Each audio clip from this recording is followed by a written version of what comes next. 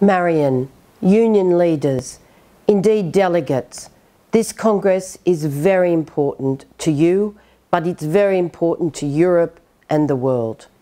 Let me acknowledge, of course, that the Russian invasion of Ukraine has indeed added to the convergence of crisis we already face. Our heart goes out to our Ukrainian brothers and sisters, and we extend to them the solidarity that we can bring both in humanitarian efforts, and I thank your union for its efforts in that regard, in support for the refugees, the people fleeing Ukraine, and again I thank you for everything you're doing. But equally, we must stand our ground and demand peace. We must make sure that unions are at the table for peace building, for peace and reconstruction. We know that the ILO Constitution is right. It says there can be no sustained peace without social justice.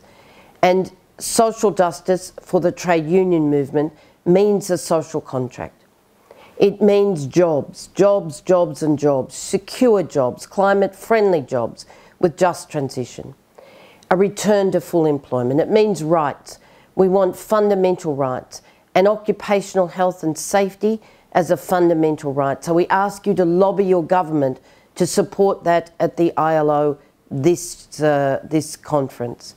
And of course, we want mandated due diligence. We want corporate accountability in the dehumanising exploitation in our supply chains. But we also want universal social protection. When more than 60% of the world's people have no social protection, then no one is safe. We've seen that with COVID-19. Unless you have healthcare, education, childcare, aged care, care that actually works to secure people's lives, and of course, unless you have income, unemployment income, sickness benefits, income when you are not in work, then you don't have the security. But our economy doesn't have the resilience to actually face the crises that are being thrown at us. We also need to establish a global social protection fund, a layered approach to national plans to develop those systems in other countries. So wherever your government is working within the UN system or directly with ODA, social protection should be a priority, as well as for ourselves. Even in developed countries, we can have no more austerity where social protection is under attack. We want equality. We want equality of income, minimum living wages, and I congratulate the Europeans on their fight for a directive because it will help us put a floor of minimum living wages across the world. And of course, we want collective bargaining strengthened everywhere. It's the only way to share prosperity, to reduce those historic levels of inequality. But we also want equality of gender and race. Women lost $800 billion of income throughout the pandemic. We cannot have a world where on every indicator progress for women has stalled. And of course for migrant workers, for refugees, equality, inclusion, we want to see everybody welcome in our workplaces, in our countries. And finally, can I say to you, peace and democracy are back on our agenda. We just released a common security report, which is called Our Shared Future, with the Olive Palmer Centre and indeed the International Peace Bureau. But it talks obviously about nuclear disarmament, about demilitarisation, but it also puts the social contract at the heart of our common security. We know that the unions are on the front lines of all of the areas of crisis. It's historic levels of inequality, as I said, it's the climate emergency. We have to reduce emissions by more than 50% by 2030. We're simply running out of time to stabilise the only planet we have, our common home.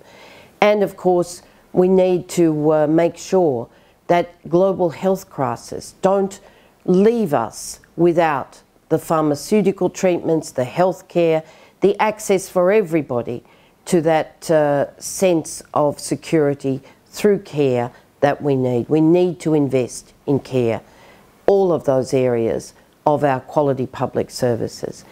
And of course, we need to deal now with the inflationary spikes that are emanating from the disruption of supply from Ukraine, from Russia, but all around the world. We not just face cost of living rises that make it impossible for people in many places to survive with dignity, but we're facing famine in countries we would never have thought we'd see famine again. We can only deal with these crises if we deal with them together, if we share our wealth. Our wealth is 4 times what it was 30 years ago in global terms. Yet the share for labour, the labour income share, has gone down like a roller coaster.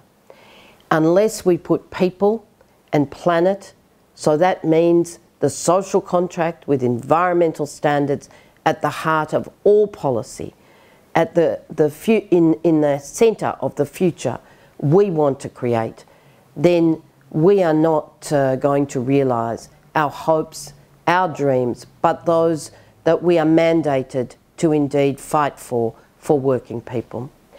Building workers' power, organising to win, we know that unions are vital for a peaceful, democratic future where our democratic rights and freedoms are secured, where there's full employment, where decent work exists, and where we are generous to each other through shared prosperity.